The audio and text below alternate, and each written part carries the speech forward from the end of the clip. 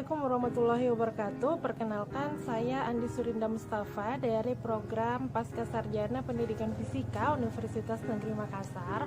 Nah, di sini saya ingin mempresentasikan hasil media pembelajaran yang sudah saya buat menggunakan Lectora Inspire versi 16. Saya mengambil materi kelas 12 tentang gejala kuantum pada materi efek fotolistrik. Jadi untuk mempersingkat waktu, langsung saja kita ke videonya. Nah, jadi di sini ada menu yang sudah saya buat. Ini ada kompetensi, kemudian materi, simulasi, dan latihan soal. Nah, di sini ada beberapa prinsip multimedia yang digunakan dalam pembuatan Lectora Inspire versi 16 ini.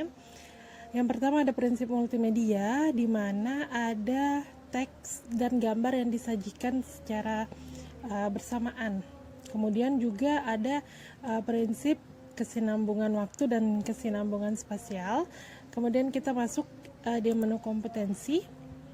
Jadi di menu kompetensi ini saya menggunakan prinsip sinyal, di mana yang diperlukan atau yang akan disampaikan kepada peserta didik itu di highlight atau digaris bawahi agar memancing fokus peserta didik dalam pembelajaran.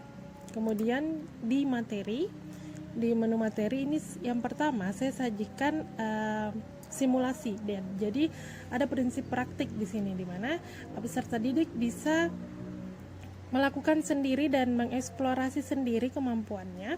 Nah, di sini ada simulasi yang saya sajikan untuk peserta didik agar mereka bisa diajarkan atau diajak untuk fokus dalam mendefinisikan bagaimana efek fotolistrik itu sendiri. Nah, misalnya di sini atom kalsium atau material kalsium, ya. Kemudian ini ada si cahaya merah dengan frekuensinya sekitar 3,8 kali 10 pangkat 14 Hz. Nah, sekarang kalau kita lihat, kita pilih atom kalsium, kemudian kita menggunakan si panjang gelombang merah ini, ternyata tidak ada elektron yang keluar. Nah, sekarang kalau misalnya cahayanya atau sinarnya kita ubah, ya, berarti frekuensinya akan berubah. Kita ke bagian bawah, ke UV, dari merah ke UV, ternyata pada saat di UV ada elektron yang keluar dari material. Jadi ini adalah salah satu efek untuk merangsang peserta didik agar dapat mendefinisikan apa sih sebenarnya efek fotolistrik itu. Nah, kemudian di sini ada frekuensi. Nah, frekuensi 8 kali 10 pangkat 14 ini adalah frekuensi dari si cahaya yang datang. Kemudian di sini ada tabel energi ambang yang saya sediakan. Nah, tabel energi ambang yang saya sediakan ini adalah frekuensi minimum yang dimiliki setiap material. Jadi setiap material itu punya frekuensi minimum masing-masing. Nah, ini ada tabel datanya nanti yang bisa dilihat oleh peserta didik. Misalnya tadi atom caseum, ya. Nah, ini berarti ada si frekuensi minimumnya, yaitu 0,51 kali 10 pangkat 15 atau 5,1 kali 10 pangkat 14 Hz. Nah, setelah siswa membangun pengalaman dari simulasi tadi, maka muncullah sebuah konsep yang sifatnya membandingkan. Di sini ada kesinambungan waktu dan kesinambungan spasial juga yang prinsip multimedia yang saya gunakan, jadi tampilnya secara bersamaan. Kemudian ada prinsip koherensi, di mana ini harus bersesuaian seperti itu. Jadi misalnya ini tadi cahaya merah ternyata tidak mengeluarkan elektron, tetapi kalau cahaya ungu itu dia bisa mengeluarkan elektron dari sebuah plat.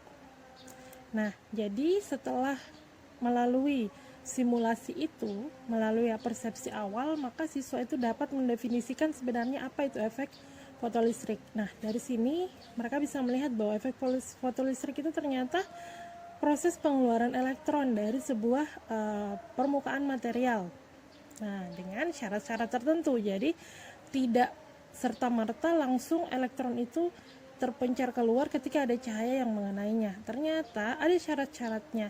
Nah, syarat-syaratnya tadi itulah yang bisa mereka dapatkan juga dari persepsi awal yang mereka lakukan. Nah, ada 3 syarat utama dari efek fotolistrik itu sendiri. Yang pertama adalah energi cahaya yang datang itu harus lebih besar daripada si energi materialnya. Jadi ketika cahaya menumbuk suatu material, energinya harus lebih besar sehingga elektron itu bisa terpantar atau terlepas dari material. Itu syarat yang pertama.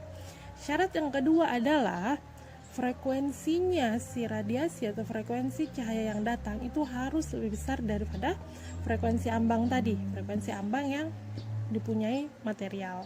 Nah, karena frekuensi berbanding terbalik dengan panjang gelombang, maka panjang gelombang yang datang itu harus lebih kecil daripada si panjang gelombang material. Itu adalah syarat terjadinya efek fotolistrik. Nah, kemudian saya juga di sini menyajikan ada skema percobaan efek fotolistrik. Nah, di sini juga saya menggunakan prinsip multimedia yang prinsip kesinambungan waktu dan kesinambungan spasial yang saya sajikan secara bersama-sama. Nah, kemudian ada menu simulasi. Nah, di simulasi inilah nanti peserta didik disajikan suatu LKPD. Kemudian di LKPD itu nanti mereka membuat suatu laporan singkat dari praktek simulasi yang mereka sajikan ini. Jadi misalnya atau kita menggunakan sebuah material potasium dengan panjang gelombang hijau misalnya, kita lihat apakah ada elektron yang keluar. Nah, ternyata elektronnya ada yang keluar, kemudian nanti mereka akan mengisi di sini berapa frekuensi foton yang datang, karena ini adalah 520 nanometer, ini panjang gelombangnya. Karena panjang gelombang berbanding terbalik dengan frekuensi, jadi siswa akan menghitung frekuensinya berapa, kemudian untuk potensial henti tidak perlu dihitung karena sudah ada di simulasinya, seperti itu. Jadi kemudian setelah itu maka siswa akan mengisi sebuah LKPD yang sudah disajikan oleh guru, kemudian membuat laporan sederhana. Nah, kemudian di bagian akhir ini ada latihan soal yang akan siswa isi. Nah, ini ada feedbacknya. Kalau misalnya jawabannya salah, maka ada muncul jawaban Anda salah. Tapi kalau misalnya jawaban siswa benar, maka jawabannya akan muncul benar. Ini juga. Nah, misalnya jawaban Anda salah. Di sini saya menyajikan ada 4 ya.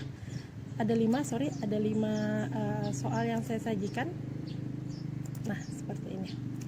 Nah, ya.